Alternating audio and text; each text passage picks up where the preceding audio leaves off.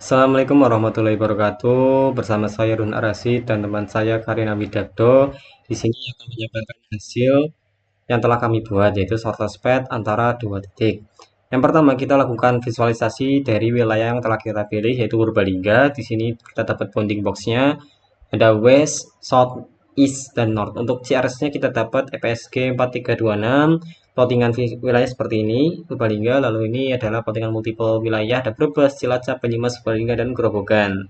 Selanjutnya kita mau coba tampilin data-data bangunan sekolah yang ada di Purbalingga. Kita dapat 92 sekolah dengan 32 spesifikasi. Hanya saja di sini ada beberapa sekolah yang namanya itu NaN, maka kita hapus data tersebut, clear missing value. Kita dapatkan lagi sekolah dengan jumlah 69 sekolah dengan 32 kolom.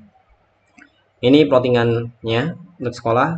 Ini untuk footprintnya, lanjutnya seperti ini. Nah, untuk yang footprintnya ini kenapa kecil-kecil? Karena tidak semua sekolah itu berbentuk poligon. Ada beberapa sekolah yang bentuknya itu poin. Maka tampilan footprintnya itu nggak sepadat seperti yang lain. Oke, selanjutnya kita mau coba tampilin semua bangunan yang ada di Purbalingga dengan tag building through. Hasilnya seperti ini, banyak banget teman-teman, cuman ada yang value sih, missing value. Kita bersihkan lagi seperti tadi.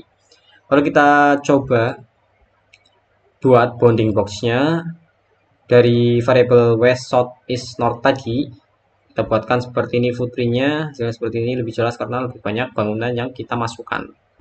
Selanjutnya, kita coba visualisasi dengan base map menggunakan library context tili. Kita dapat seperti ini, add base map, CRS EPSG 4326, dan seperti hasilnya. Titik-titik oranye adalah titik-titik sekolah yang telah kita ambil dari list building cleanup.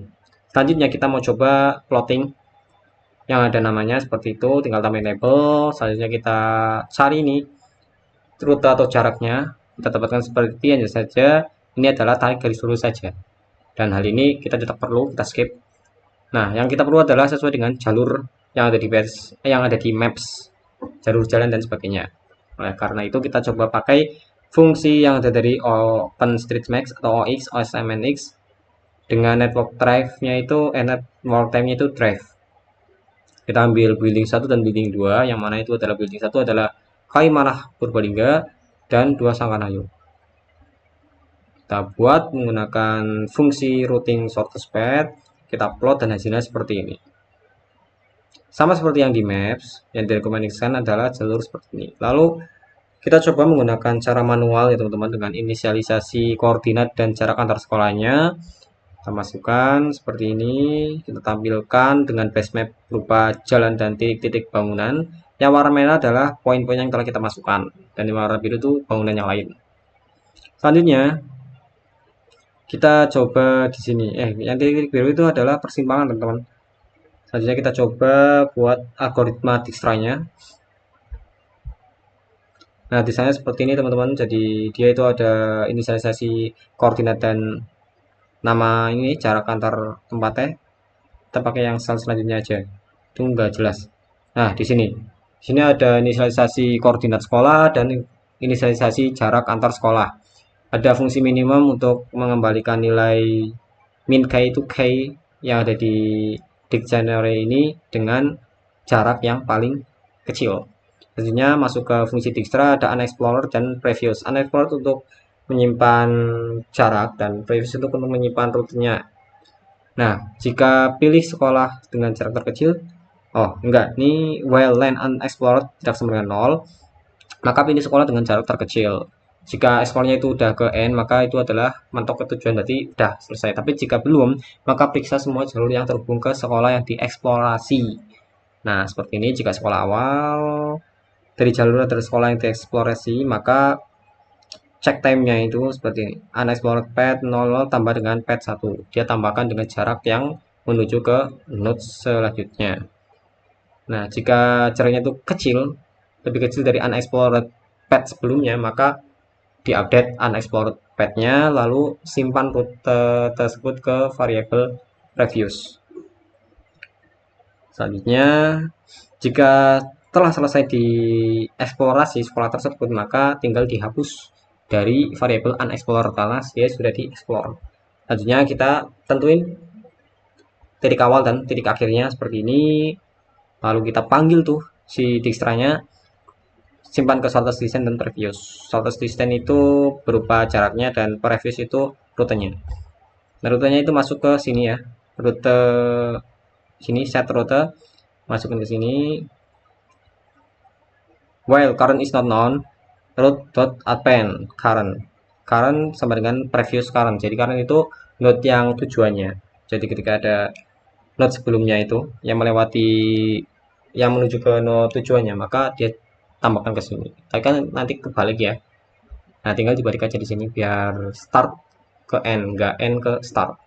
Selanjutnya kita buat graph di sini, nx graph, masukin semua node sekolah ke dalam graphnya.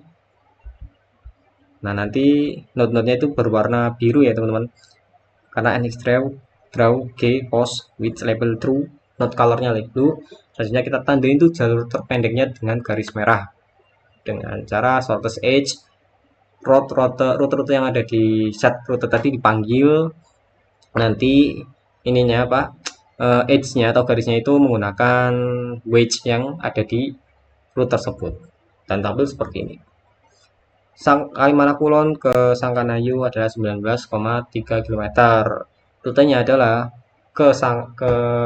dari SD Negeri 1 Kalimana Kulon ke SMK Negeri 2 Purbalingga, lanjut ke Sangkanayu. Dan seperti ini, yang warna merah.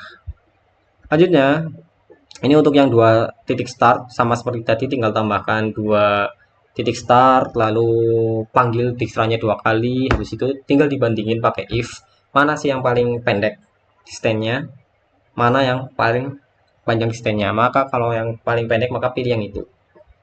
Jika rute 1 pendek, maka dia yang kasih warna merah. Jika rute 2 yang pendek itu kasih warna merah yang ke rute 2. Simpel seperti itu. Lanjut kita ke algoritma Floyd-Warshall.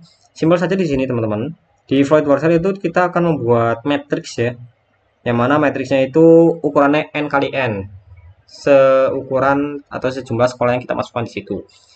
Nah, nantinya nilai-nilainya itu kita buat infinite semua. Selanjutnya kita isi di sini.